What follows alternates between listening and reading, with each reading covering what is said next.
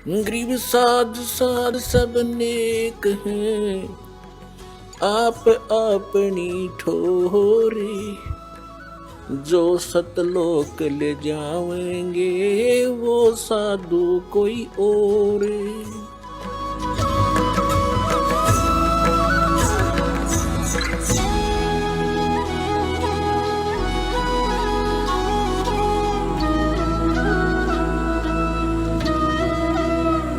तो कहने का भाव ये है कि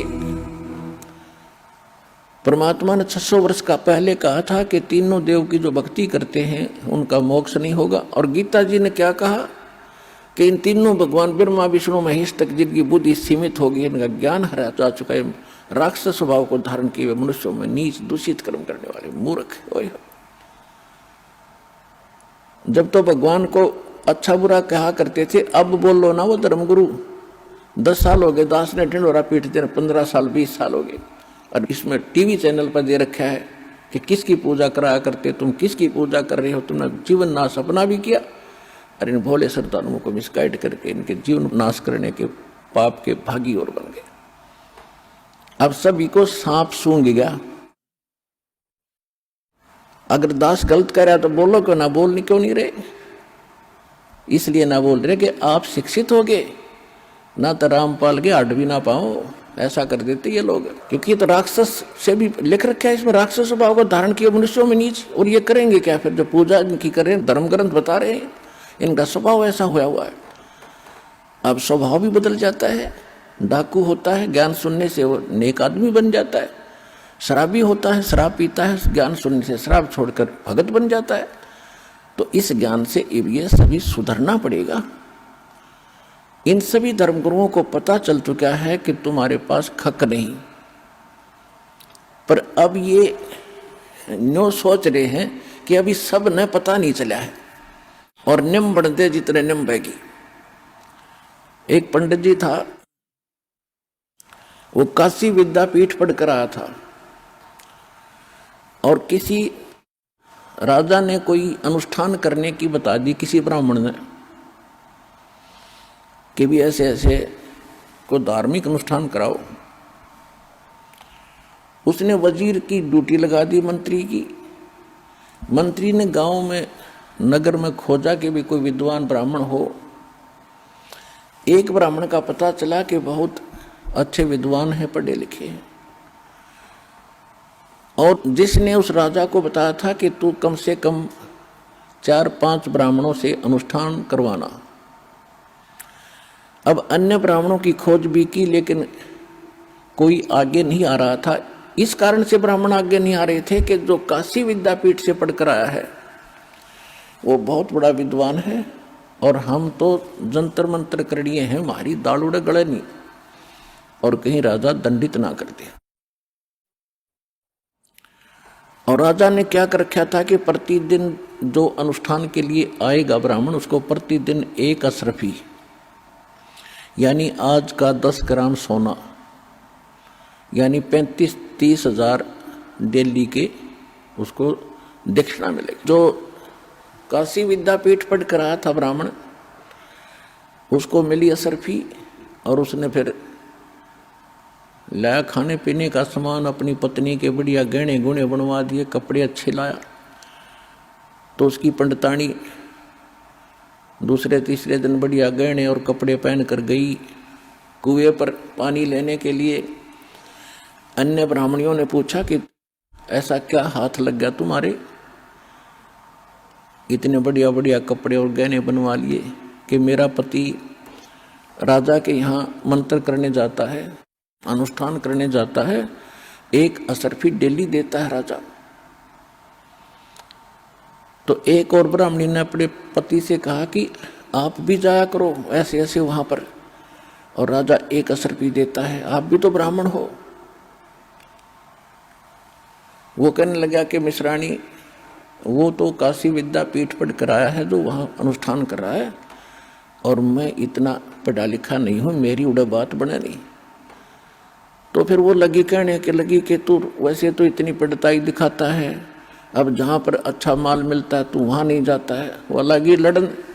उसने सोचा देखी जा गया तो कड़े यहाँ भी होगी, ना जाऊंगा तो दिक्कत होगी। तो लेकर पोथी वो भी पहुंच गया मंत्री जी के पास कि मंत्री जी मैं भी ब्राह्मण हूँ। कहा जाओ जी बैठ जाओ। वो जो पहले वाला विद्वान बैठा था थोड़ी दूरी पर उसका आसन लगा दिया। अब वो पहले वाला तो अपनी संस्कृत जो उसने याद कर रखी थी वो बोल रहा था भूर्भुवः स्वः तत्सवितुर्वः। और वो दूसरा नौका जो यूं जो यूं कहे वही स्वाहा, मन मन मन कर जो यूं कहे वही स्वाहा। फिर ऐसे वो दूसरी वाला भी पैसे लेकर गया अशरफी, उसकी पत्नी ने भी खूब अपने कपड़े उपड़े सिमाए बढ़िया। तो तीसरी ब्राह्मणी को पता चला, उसने भी अपने पति को श्रृंगार दिया, वो भी चला गया। अब उसको भी आसन दे दिया तीसरे नंबर पर। पहले वाला बोलता संस्कृत भूर्भुवः स्वः, दूसरा जो यूं कहो, तीसरा कहता कब तक नंबेगी स्वाहा कब तक नंबेगी स्वाहा। अगया कब तक नंबेगी हमारी बकवाद। फिर चौथा भी पहुंच गया, चौथे का चौथे नंबर पर लगा दिया।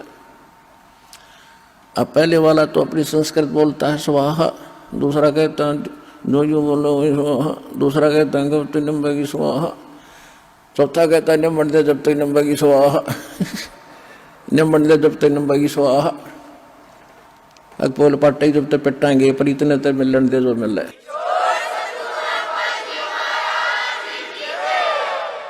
तो इन धर्म गुरुओं गेलना ऐसे बन रही है कि निम्बन दे जब तक निम्बेगी स्वाहा फिर तो सवा होना ही है, क्योंकि सब सफाया होगा इनका, इनको कहीं छुपने को स्थान नहीं मिलेगा। इतने अनमोल जन्म के साथ ये खिलवाड़ कर रहे हैं। या तो इनको पता नहीं था जब तक बात थी दूसरी कि विज्ञान नहीं था, अब इनको ज्ञान है। एक मीडिया के अंदर चल रहा है और एक दिन से नहीं, 2 दिन से नहीं, 20 वर्ष से आ रहा है। तो इनको ज्ञान हो गया कि हम झूठे हैं, हमारा ज्ञान झूठा है, और फिर भी नहीं मान रहे हैं। उसके लिए परमात्मा कहते जान बूझ साची तजय करे झूठ तने, और ताकि संगत है प्रभु सोपन में भी ना दे। चलो गलती किस पे ना बनी, पता नहीं किन किन पे गलतियां, और जो सुधार लेता है फिर संभल जाता है, वो तो इंसान होता है। जितने भी भक्त हैं और जितने भी वर्तमान के गुरु हैं, ये सभी पुण्यात्मा हैं, परमात्मा के लिए लगे।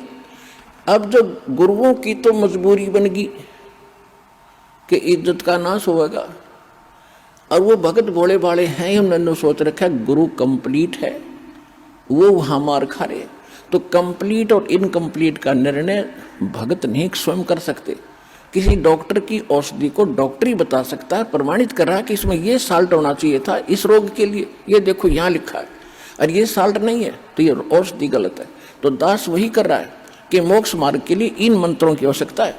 ये हमारे ग्रंथों में लिखे, सूक्ष्म वेद में लिखे, और हमारे जो मोक्ष प्राप्त जो संत हुए हैं उन्होंने यही फार्मूले अपनाए थे। इसके अतिरिक्त जो भी आप प्रयोग कर रहे हो, भक्ति कर रहे हो, वो व्यर्थ है, उसको त्याग दो। इतनी सी बात है।